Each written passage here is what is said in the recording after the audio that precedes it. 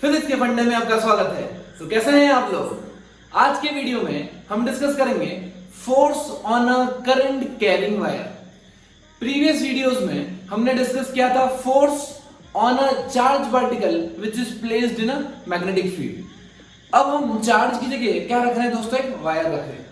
मान लीजिए कि कोई वायर है और उसमें से करंट फ्लो हो रही है आई, ठीक है। ये कोई रैंडम शेप का वायर है। ये एक सर्किट का मैंने एक एलिमेंट ले लिया, मान लीजिए छोटा सा, पूरा सर्किट कंप्लीट था, उसका छोटा सा वायर लिया और यहाँ पर रख दिया उसको मैग्नेटिक फील्ड में, ठीक है। अब मान लीजिए कि मैंने छोटी सी लेंथ ली डीएल, यहां से यहां तक, राइट।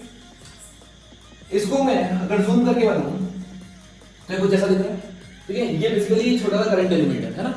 अब मुझे पता है कि जब भी कोई करंट फ्लो होता है कंडक्टर में, तो जो इलेक्ट्रॉन्स होते हैं वो ऑपोजिट डायरेक्शन में ट्रेवल करते हैं और जो पॉजिटिव चार्ज होते हैं वो ऊपर की डायरेक्शन में ट्रेवल करते हैं, या जिस डायरेक्शन में करंट होती है उस डायरेक्शन में ट्रेवल करते हैं, ठीक है। मान लीजिए कि अभी हम सिर्फ पॉजिटिव चार्जेस की बात कर रहे हैं, हम नेगेटिव चार्जेस की बात नहीं कर रहे, सिर्फ आपको समझाने के लिए, ठीक है। तो हमें पता है कि जब चार्ज पार्टिकल कितनी स्पीड से दौड़ते दोस्तों? ड्रिफ्ट वेलोसिटी से। याद है ड्रिफ्ट वेलोसिटी? क्योंकि चार्ज पार्टिकल तो यहाँ दौड़ते रहते हैं। जो नेट स्पीड होती है, जिससे इफेक्टिव स्पीड जिससे वो दौड़ते हैं ऊपर की तरफ, उसको हम बोलते हैं ड्रिफ्ट वेलोसिटी। तो मान लीजिए कि ये जो चार्ज पार्टिकल्स यहाँ प्रेजेंट है छोटे से एलिमेंट में, वो ड्रिफ्ट स्पीड से ऊपर घूम रहे हैं, ड्रिफ्ट स्पीड से ऊपर मूव कर रहे हैं, मान लीजिए, ठीक है। चलिए अब इसकी लेंथ जो हमें लेना है वो डीएल लेना है। छोटा सा एलिमेंट है, बहुत छोटा सा, आपको दिख बड़ा रहा है दोस्तों, जूम करके बनाया मैंने इसलिए। चलिए अब 100% ये जो चार्ज पार्टिकल है, यहां पे मान लीजिए क्यू चार्ज पार्टिकल। कितने चार्ज पार्टिकल है? क्यू, ठीक है। चलिए मुझे पता है बहुत सारे होंगे, लेकिन अगर मैं एक चार्ज पार्टिकल की बात करूं, ठीक है, तो टोटल अगर चार्ज मैंने क्यू ले लिया, ठीक है। क्यू चार्ज पार्टिकल के ऊपर जो फोर्स लगता है वो क्यू होता है q into v cross b. ये हम देख चुके हैं पहले, राइट। वी की जगह यहां क्या आना चाहिए? वीडी। क्यों दोस्तों? The charge particle is moving with drift velocity, right. अच्छा, क्यू की जगह मैं एन लिख दूं, एन इंटू ई। एन क्या है दोस्तों? Number of charge particles. इसलिए मैंने v d cross b as it is. अब एक एलिमेंट एक काम करते हैं, ये एन क्या है दोस्तों? Number of charge particles. हमने क्वांटिटी डिफाइन की थी स्मॉल एन, अगर आपको याद हो तो। स्मॉल एन हमने डिफाइन किया था number of charge particles per unit volume. Number of charge particles per unit volume. तो इसको मैं ऐसे लिख सकता हूं, number of charge particles per unit area into small length. यही तो होता है, एरिया इनटू लेंथ वॉल्यूम। जैसे मान लीजिए इसका रेडियस r है, तो पाई r स्क्वायर h। पाई r स्क्वायर क्या हो गया? एरिया। h क्या हो गई? Height, cylinder. तो एरिया इनटू लेंथ, ठीक है। अब मैं यहां पुट कर देता हूं उसको, ये हो जाएगा small n into a into dl into e into vd cross v। ये आ गया मेरा फोर्स, ठीक है दोस्तों। ये क्या आ गया मेरा? फोर्स। अब देखिए एक चीज ध्यान से, मैं क्या कर रहा हूं, मैं एक काम करता हूं, मैं vd क्या ड्रिफ्ट वेलोसिटी इस डायरेक्शन में, क्योंकि मैं पॉजिटिव चार्ज कंसीडर कर रहा हूं समझाने के लिए। और अगर मैं करंट देखूं तो करंट भी क्या इस डायरेक्शन में, राइट। करंट भी इस डायरेक्शन में है, ड्रिफ्ट वेलोसिटी भी इस डायरेक्शन में, और जो मेरा डीएल एलिमेंट है वो मान लीजिए मैंने इस डायरेक्शन में लिया है।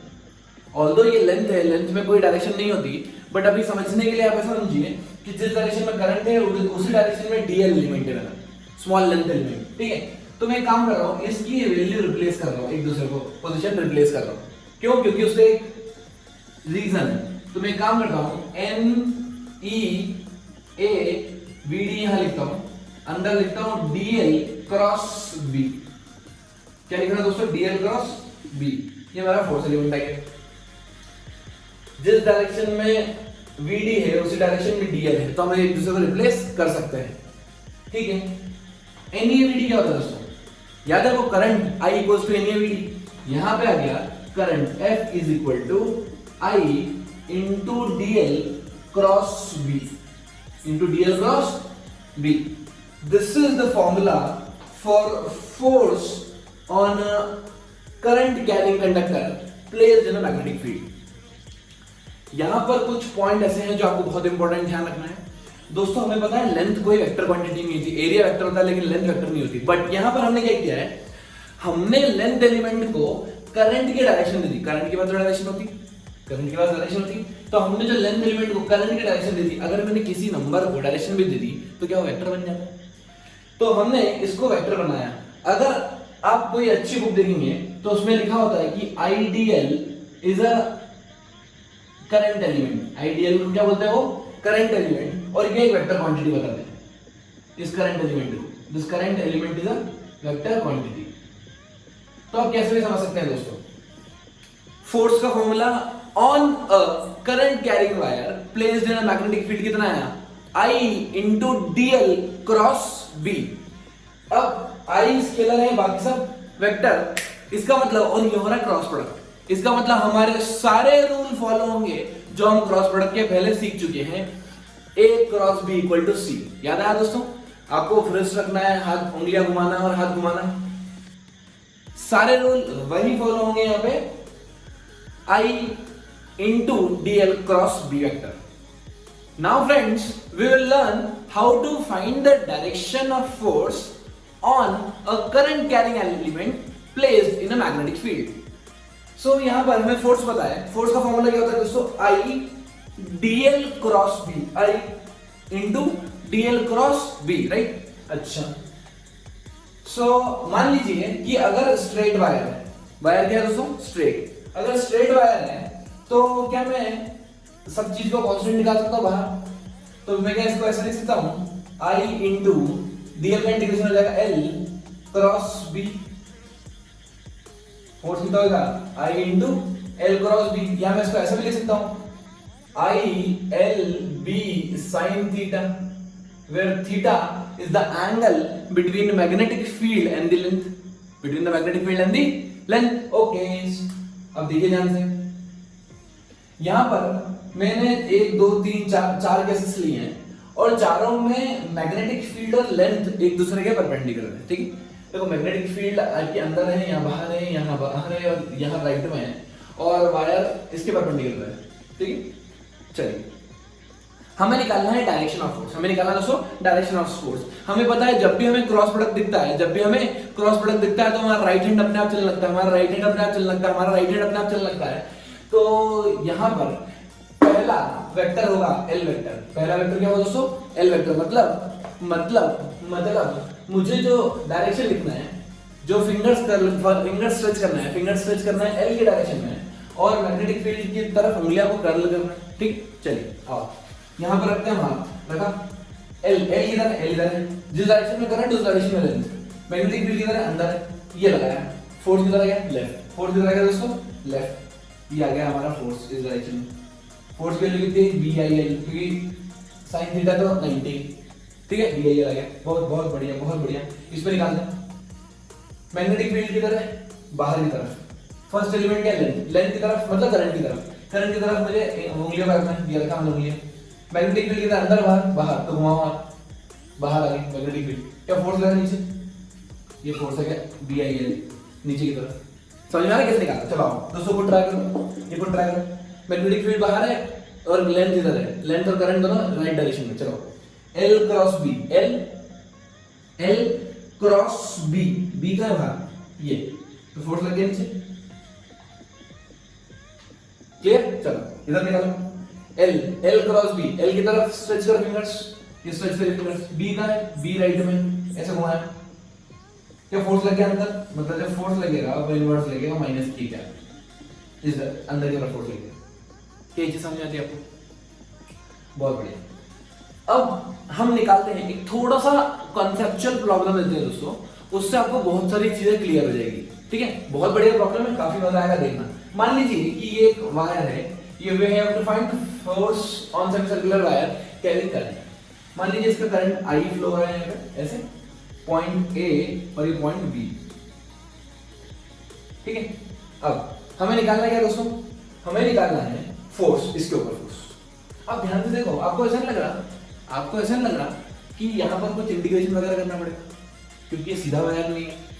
ध्यान से देखो, अगर मैं एक एलिमेंट लेता हूँ, ये ले लिया मैंने एक छोटा सा element, angle theta D theta element, angle theta D theta element, छोटा सा एलिमेंट ले लिया मैंने जिसकी लेंथ है डी एल, ठीक है। dl equals to r d क्या होता है दोस्तों, angle equals to r upon radius, ये तो आपको पता ही होगा। चलिए अब इस एलिमेंट को मैं छोटा सा एलिमेंट माना, इतू सा एलिमेंट, अगर इतू सा एलिमेंट है तो क्या इसमें करंट ऐसी जा रही होगी ऑलमोस्ट स्ट्रेट ऐसे, जब भी करंट ऐसी फ्लो हो रही है तो मैं लगाता हूं L क्रॉस B।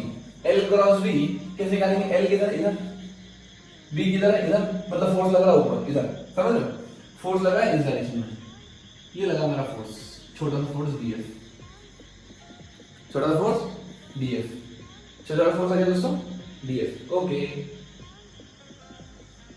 अब इसका एक तरीका और होता है डायरेक्शन निकालने का, फ्लेमिंग्स लेफ्ट हैंड रूल। याद है आपको दोस्तों, हमने चार्ज पार्टिकल में निकाला था, ये देता है फोर्स FBV, FBV यहां पर क्या हो जाएगा FBI, क्योंकि यहां पे वेलोसिटी नहीं, यहां पे क्या है करंट, यहां पे क्या है करंट। तो आपको एक चीज डायरेक्शन निकालना भी सिखा देता हूं, देखो यहां पर F का अंदर, सॉरी मैग्नेटिक फील्ड अंदर है, FBV ये B है तो B अंदर, ये B मतलब करंट, FBI ये फोर्स इधर है, इधर देखो मैग्नेटिक फील्ड बाहर है ऐसे, करंट जा रही है ऐसे, ये फोर्स लगा इस डायरेक्शन में, ठीक है, ये मैग्नेटिक फील्ड है, फोर्स FBI तो ये मैग्नेटिक फील्ड है, मैग्नेटिक फील्ड बाहर, मैग्नेटिक फील्ड यहां पे क्या है बाहर, और करंट उधर, तो फोर्स लग गया नीचे, देखो दोस्तों फोर्स आ रहा है नीचे। यहां देखते हैं F क्या है, F निकालना है मुझे, ये मैग्नेटिक फील्ड है, ये क्या है दोस्तों मैग्नेटिक फील्ड, ये करंट है, तो करंट गई ऊपर, मैग्नेटिक फील्ड गई इधर, ये फोर्स लग गया अंदर तरफ माइनस के कैप, समझ आ, इधर निकालते हैं F का है, ये निकालना है हमें, F निकालना है, मैग्नेटिक फील्ड का है अंदर, मैग्नेटिक फील्ड अंदर है, और करंट कहां फ्लो हो रही, करंट इधर फ्लो हो रही, दिख रहा है करंट ऐसे फ्लो हुई तो फोर्स उधर लगा, और हमारा ज्यादा इजी तरीका है, हाथ रखो खचाक खचाक खचाक, ये आंसर है L क्रॉस B फोर्स आ गया। ओके, अब ध्यान से देखना दोस्तों, यहां पर फोर्स के दो एलिमेंट होंगे, एक होगा ये, एक होगा ये, अगर ये थीटा है तो ये भी थीटा होगा, मतलब ये होगा DF cos थीटा और ये होगा DF sin थीटा, क्लियर। चलो सिमिलरली अगर मैं एलिमेंट यहां लेता हूं इस डायरेक्शन में, same to same element, same to same same same same same same same same same, तो ये भी डीएल एलिमेंट होगा। सिमिलरली इसके ऊपर भी फोर्स किधर लग रहा है, दो तरीके हैं, राइट हैंड अपन लगाएंगे, राइट हैंड खुबाच, ये गई करंट, ये मैग्नेटिक फील्ड अंदर, फोर्स लगा ऐसा, ओहो फोर्स लग गया ऐसा, डीएफ फोर्स। अब या तो आप वो लगा लो फ्लेमिंग लेफ्ट राइट, ये देता है फोर्स मैग्नेटिक फील्ड, ये गई अंदर, ये करंट इधर, ये फोर्स उधर, क्या आ रहा है आंसर, आंसर हमेशा आता है दोस्तों, लेकिन हम लोग कंफ्यूज नहीं है, राइट हैंड लगाओ आंसर पाओ।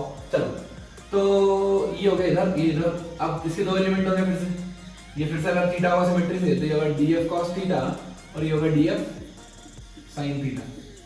देखो दोस्तों अगर एक काम की बात बताऊं आपको, अगर एक काम की बात बताऊं आपको, तो आपको ऐसा लग रहा है कि ये जितने भी फोर्सेस इधर इधर इधर लगेंगे ये सब कैंसिल हो जाएंगे, जुड़ जाएंगे ऊपर वाले फोर्स, सब हर एलिमेंट का डीएफ sin थीटा क्या होने वाला है, ऐड होने वाला है, क्या होने वाला है दोस्तों, ऐड होने वाला है। और अगर आपको फील नहीं आ रहा हो तो मैं इंटीग्रेशन भी करके बता देता हूं आपको, चला मैं नेट फोर्स लिखता हूं, एफ नेट छोटू f net is equals to d f cos theta, d f cos theta I cap plus d f sin theta J cap, ठीक है। देखो दोस्तों मैंने अलग अलग एलिमेंट में क्यों ब्रेक किया, उसका एक रीजन है, बहुत बढ़िया रीजन है, क्योंकि ये देखो अगर मुझे नेट फोर्स चाहिए हो तो क्या मुझे इंटीग्रेशन करना पड़ेगा, that is for sure, but मैं इसको ब्रेक करके ही क्यों इंटीग्रेट कर रहा हूं, मैं sin थीटा x और y में क्यों ब्रेक किया मैंने, क्योंकि ध्यान से देखना दोस्तों, अगर मैं यहां पे लेता इस पॉइंट पे तो फोर्स इधर होता, फोर्स इधर होता, इंटीग्रेशन का मतलब क्या होता है, एडिशन, इंटीग्रेशन का मतलब क्या होता है दोस्तों, एडिशन, जब आप इंटीग्रेट करते हो तो ऐड करते हो, फोर्स को कभी भी डायरेक्ट ऐड नहीं कर सकते जब तक आपको डायरेक्शन का ज्ञान ना हो। अब एक फोर्स यहां लग रहा है, एक फोर्स यहां लग रहा है, अब इन दोनों को ऐड कभी नहीं कर सकते दोस्तों, ब्लंडर हो जाएगा, इसलिए मैंने थोड़ी स्मार्टनेस दिखाई, क्या दिखाई दोस्तों, स्मार्टनेस। एक काम किया मैंने, इसका एलिमेंट ले लिया इधर और इधर y और x में, इसका भी एलिमेंट ले लिया इधर और इधर y और x में, अब मैंने सारे y y को जोड़ दिया, सारे x x को जोड़ दिया, क्या मैंने समझदारी का काम करा, बिल्कुल दोस्तों, जब ये सिर्फ फोर्स की बात नहीं है, जब भी कोई आपको वेक्टर क्वांटिटी ऐड करने के लिए आ जाए, तो कभी भी डायरेक्ट ऐड मत कर देना डायरेक्शन का ज्ञान लिए बिना। अगर डायरेक्शन सेम हो तो डायरेक्ट ऐड कर दो, और अगर डायरेक्शन सेम नहीं हो तो कंपोनेंट लेके ऐड कर दो। चलिए अब छोटा फोर्स निकालते हैं इसके ऊपर, छोटा सा फोर्स निकालेंगे। छोटा फोर्स आई, करंट तो में कोई चीज नहीं है, I into DL cross B cos theta I cap plus same चीज यहां पे भी होगी, I dl cross B sine theta J cap. ठीक है, डीएल, अब देखो ये बेसिकली क्या होता है, हर पॉइंट पे एंगल चेंज हो रहा है, और तो मुझे ये डीएल वेरिएबल है, थीटा वेरिएबल है। काम करता हूं मैं डीएल को थीटा के टर्म से लिखने की कोशिश करता हूं, क्योंकि मुझे रिलेशन पता है। तो मैं इसको लिखता हूं I R D theta B cos theta I cap का integration plus I R D theta B sine theta J cap का इंटीग्रेशन। ठीक है, कहां से कहां तक इंटीग्रेट करना है दोस्तों? हमें इंटीग्रेट करना है 0 से लेके पाई तक पूरा, है ना। हम एक एलिमेंट ले रहे हैं, यहां से लेके यहां तक घुमाएंगे। देखो दोस्तों ध्यान से देखते चलो, समझ में सब कुछ आता जाएगा आपको सिर्फ एलिमेंट लेना है, और मैंने क्यों ब्रेक किया ये भी मैंने आपको अच्छे से समझाया। चलिए, तब जब नेट फोर्स लूंगा मैं एफ नेट, तो इसको एक काम करता हूं, जो कांस्टेंट है बाहर निकाल लो, जैसे आई है, आर है, बी है, इनको बाहर निकालता हूं। तो कितना हो जाएगा, आई आर बी, दोस्तों मैंने बाहर निकाल लिया, क्या निकाल लिया बाहर मैंने, आई आर बी, यहां से बाहर निकाल लो, आई आर बी बाहर निकाल लो, क्या बचा अंदर बचा integration of cos theta D theta I cap plus sin theta D theta J cap. ठीक है, दो एलिमेंट को मेरे को इंटीग्रेट करना है, कहां से कहां तक, 0 से पाई तक, 0 से pi. We always take angle in radiance.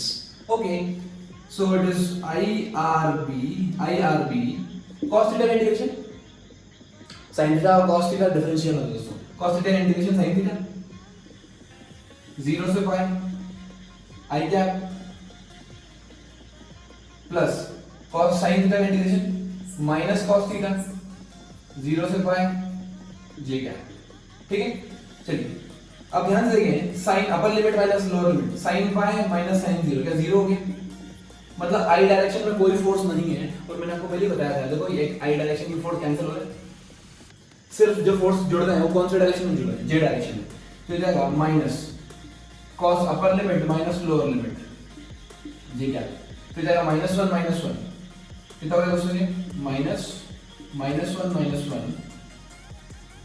ये हो जाएगा, और बाहर चलना मेरा I R B into this, तो कितना हो गया, I into 2r into B, I into 2r into B, this is the net force on the particle.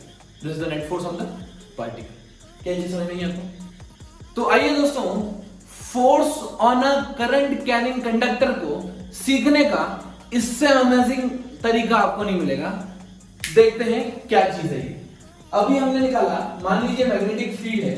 देखो दोस्तों, जब भी मैं मैग्नेटिक फील्ड ऐसे ड्रॉ कर दूं, इसका मतलब समझ जाना पूरे रीजन में मैग्नेटिक फील्ड है। ठीक है, मैं बार बार वो ड्रॉ नहीं करूंगा।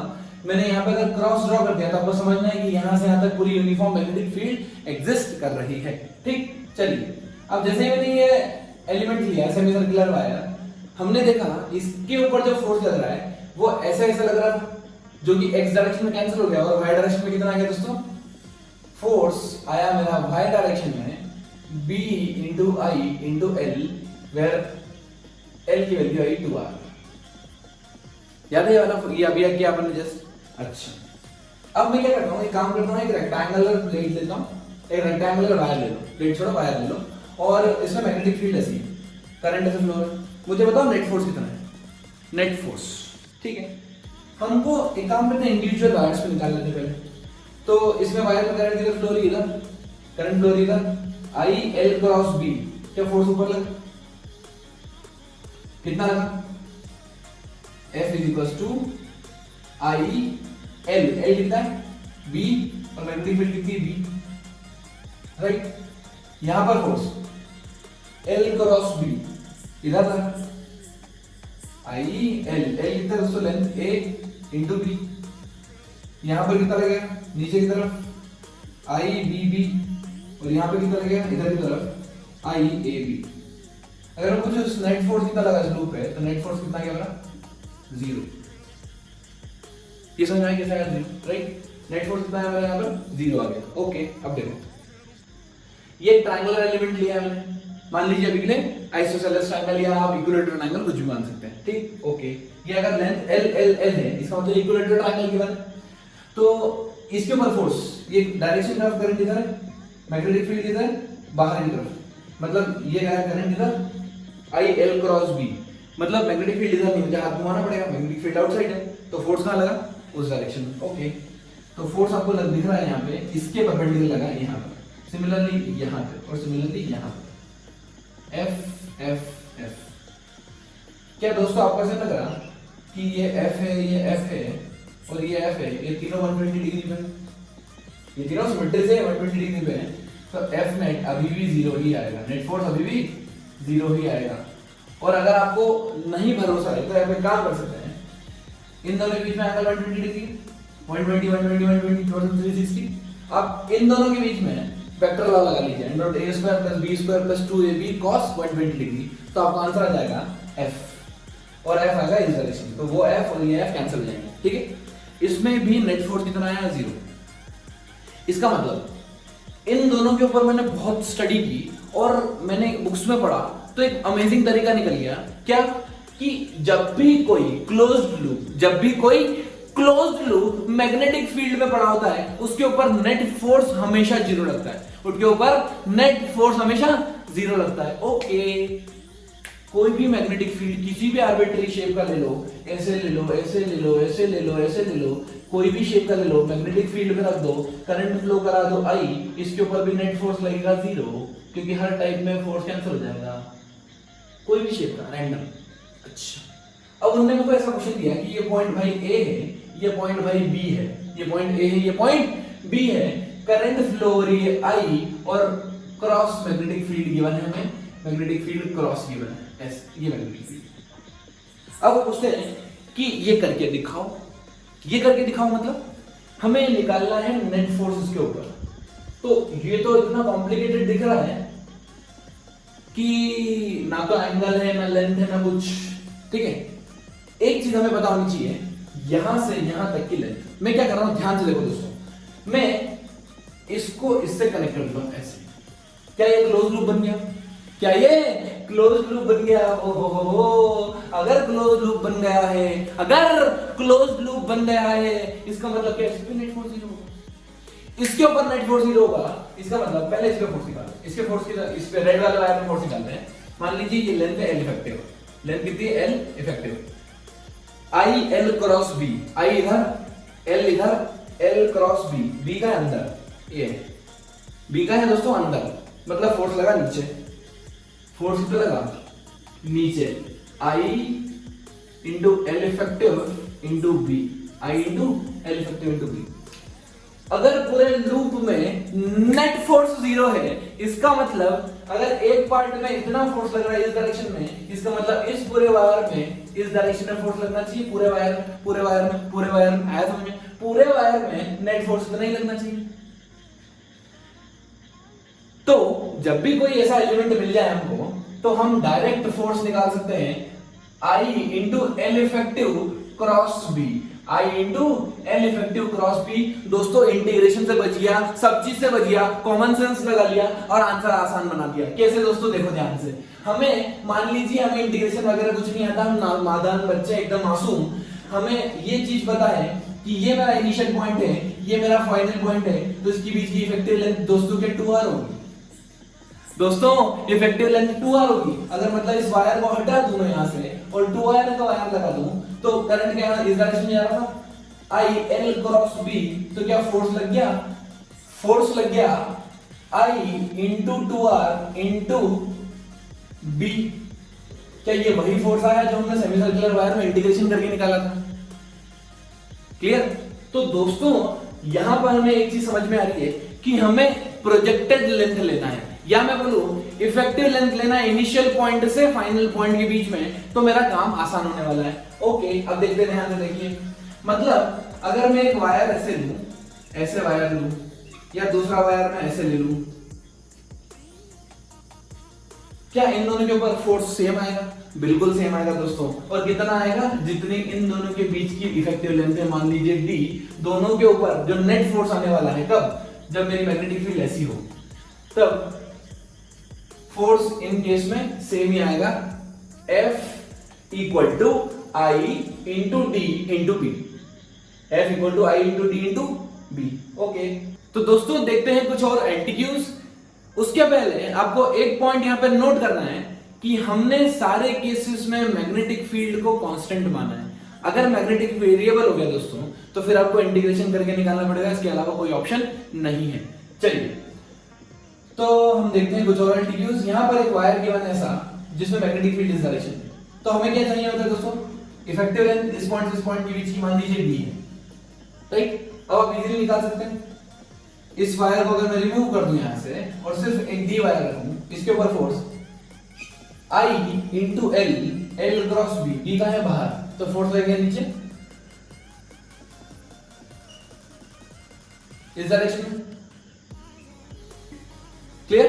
अच्छा, एक क्वेश्चन देखिए दोस्तों, ये वायर है ए, जिसकी लेंथ ए है, फिर ट्रायंगल, फिर ये, फिर ये, फिर ये मैग्नेटिक फील्ड क्रॉस है। वो पूछ रहे हैं नेट फोर्स निकालना।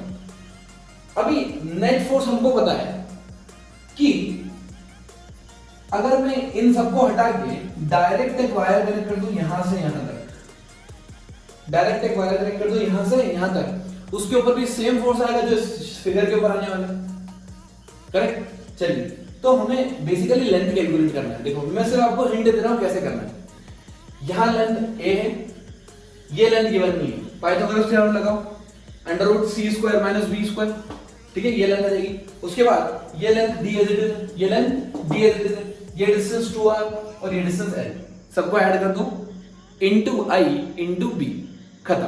ठीक है? चलिए, एक थोड़ा सा अलग क्वेश्चन लेते हैं। आपको दिख सेम रहा है लेकिन ये थोड़ा सा अलग है। कैसे? मान लीजिए दोस्तों कि करंट फ्लो हो रही है I और ये एक सेमी सर्कुलर लूप है जिसमें मैग्नेटिक फील्ड उस डायरेक्शन में, ठीक है? क्या दोस्तों ये सेम क्वेश्चन, क्या फोर्स इसमें वही आने वाला है जो पहले निकाला था, I into effective length into B? अगर आप ऐसा सोच रहे हैं तो आपने बहुत गलत सोच लिया दोस्तों, क्योंकि आपने एक बात ध्यान नहीं रखी, एक बात ध्यान नहीं रखी। हमें एक चीज तो पता है कि हम लेते हैं इफेक्टिव लेंथ, हम लेते हैं इफेक्टिव लेंथ, तो इसको मैं ऐसे लिखूंगा I into effective length cross b. कब ले सकता हूं मैं? जब मैग्नेटिक फील्ड कांस्टेंट हो, यहाँ पे मैग्नेटिक फील्ड कांस्टेंट गिवन है, ठीक है? तो ये हो जाएगा इफेक्टिव लेंथ 2r किस डायरेक्शन में दोस्तों? 2r इस डायरेक्शन में, 2r करंट की डायरेक्शन में लेते हैं दोस्तों, लेंथ याद है? हाँ, तो इफेक्टिव लेंथ 2r इस डायरेक्शन में। आपको ऐसा लग रहा जिस डायरेक्शन में इफेक्टिव लेंथ है, जिस डायरेक्शन में इफेक्टिव लेंथ है उसी डायरेक्शन में मेरी मैग्नेटिक फील्ड भी। तो जब मैं क्रॉस प्रोडक्ट करता हूं दोस्तों, तो मुझे a into b into sine theta use करना पड़ता है, a into b into sine theta use करना पड़ता है। तो यहां पर अगर मैं ऐसे लिखूं वेक्टर फॉर्मेट में 2r i cap cross b i cap, तो यहां पे मेरा फोर्स आ जाएगा 0। तो आपको ये भी ध्यान रखना है दोस्तों कि इफेक्टिव लेंथ निकालने के बाद हमको effective length cross magnetic field करना पड़ती है, दोनों का क्रॉस प्रोडक्ट लेना पड़ता है, और क्रॉस प्रोडक्ट लेते हैं हम राइट हैंड से, खचाक खचाक खचाक। तो इधर गया मैं I इंटू एल, एल तो मैंने लिख लिया 2r, लेकिन अब कर्ल करने की जगह नहीं है क्योंकि कर्ल करने के लिए मैग्नेटिक फील्ड उधर है, मैग्नेटिक फील्ड इधर होती, ऊपर होती, इस डायरेक्शन में कहीं भी होती, तो मैं इजीली कर्ल कर लेता, लेकिन उस डायरेक्शन में अलोंग या फिर पैरेलल या एंटी पैरेलल डायरेक्शन में कभी भी अपने फिंगर्स को मैं कर्ल नहीं कर सकता, ठीक है? या मैं ऐसा बोलूं कि जो एंगल होता है अगर 0 या 180 डिग्री हो तब फोर्स कितना होता है दोस्तों? 0। खुद पर भरोसा करने का हुनर सीख लो, सहारे कितने भी अच्छे हों एक दिन साथ जरूर छोड़ देते हैं। Stay motivated, keep learning, keep support.